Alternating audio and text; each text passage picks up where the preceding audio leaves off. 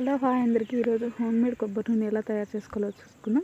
ముందుగా మందారం ఆకులు, 2 పూలు, కొంచెం గోరింటాకు తీసుకొని కడుక్కొని ఆరబెట్టుకోవాలి. తర్వాత కొంచెం కరివేపాకు వేసుకోవాలి.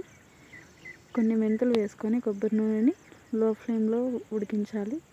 తర్వాత ముందుగా తీసుకున్న మందారం ఆకులు, మందారం పువ్వులు, గోరింటాకు అన్నీ వేసుకొని లో ఫ్లేమ్లోనే ఉడికించుకోవాలి.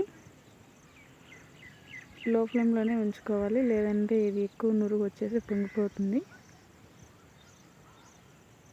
కొద్దిగా లైట్ గ్రీన్ కలర్లోకి మారుతూ ఉంటుంది ఆయిల్. అలా నురుగు అంతా వెళ్ళిపోయేంత వరకు లో ఫ్లేమ్లోనే ఉంచుకోవాలి. చివరిగా మనం వేసుకున్నవన్నీ కొంచెం కలర్ మారి నురుగు అంతా తగ్గిపోతుంది. అప్పుడు ఆఫ్ చేసుకొని వడగట్టుకుంటే రెడీ.